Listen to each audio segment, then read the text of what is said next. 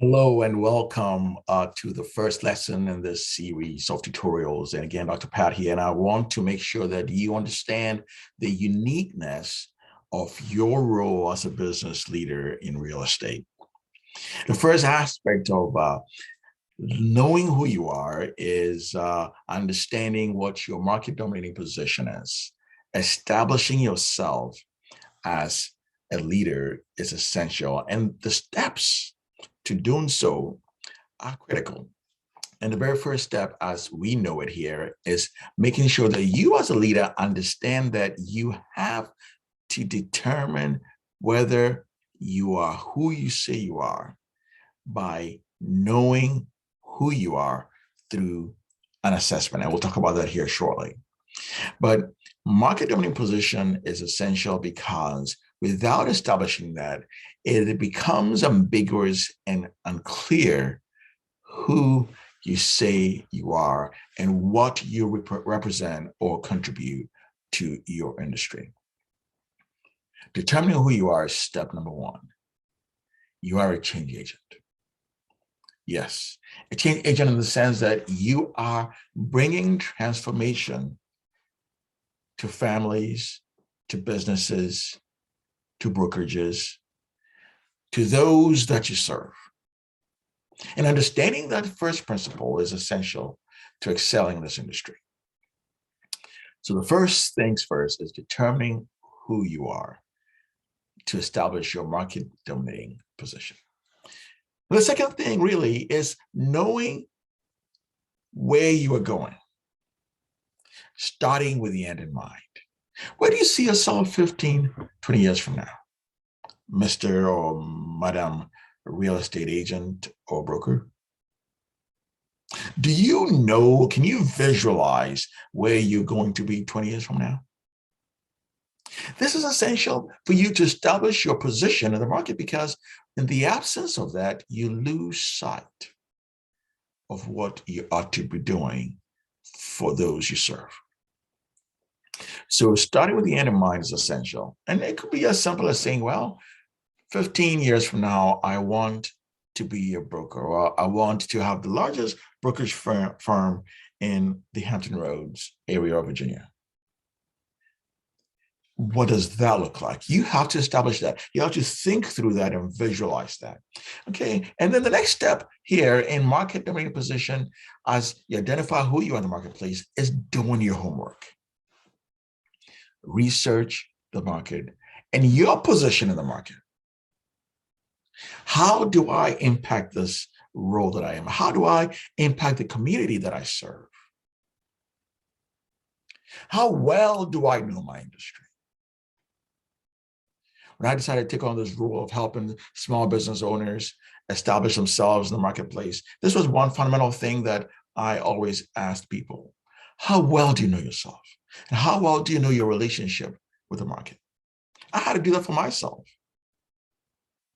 And I'm asking you to do the same for yourself. So researching the market is about discovering the trends, communicating with people in your network, understanding how your relationship is with your broker or with your team if you're a broker. Knowing your position and the market in which you serve is critical to being essential with the MDP that you're creating. And then the next thing is really understanding, what are my goals in relation to the broker's goals? Or if I'm the broker, what are my goals in relation to my team's goals? Where is a happy medium? Understanding your aspirations is critical to knowing whether your MDP fits well with that of your broker, or fits well with the overall vision of the organization that you're serving, or fits well with the market. What do you really want to accomplish?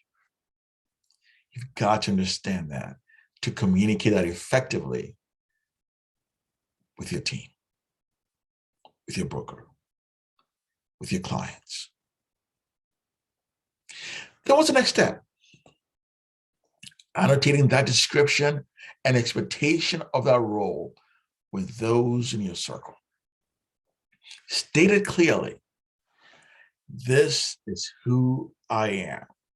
Because you see, what that does for you as an agent or as a broker is really knowing that you have clearly articulated to everybody else what your relationship is with others. When you can do this clearly, knowing what your MDP is, you can be more effective in accomplishing your goals.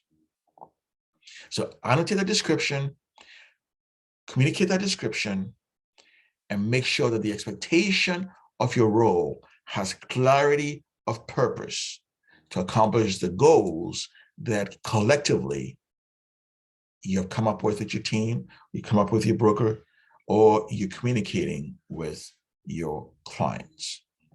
So that's the fifth step in establishing your MDP. And then what's the next step? Understanding what you can and cannot do. In the real estate industry, there's a lot of ethics that must be accomplished to excel. So part of being great at what you do is being known for being ethically sound. If you can establish these first 6 principles to establish your MDP and then include the 7th, you'll be well on your way to success. Brand yourself in preparation for the market.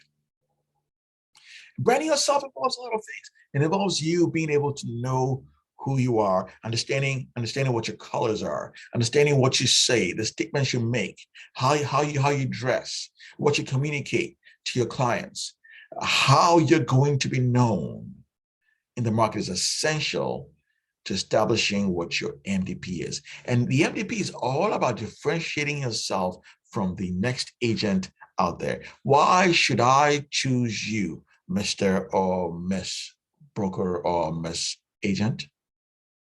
What sets you apart from others? This must be established from the get-go to ensure that you know who you are. And finally, my encouragement to you to do this is to take the DISC assessment to establish who you are to your team, who you are to your broker. Take a DISC assessment. And if you don't know what a DISC assessment is, talk to somebody that does. Do your homework. Talk to your broker or talk to somebody on your team who understands what DISC assessment is, whether you're a D, an I, S, or a C. Okay? So that's the first lesson in the series of being that business leader as a first principle to growing your business. I'll see you in the next tutorial where we talk about how you can lead. Take care and be well.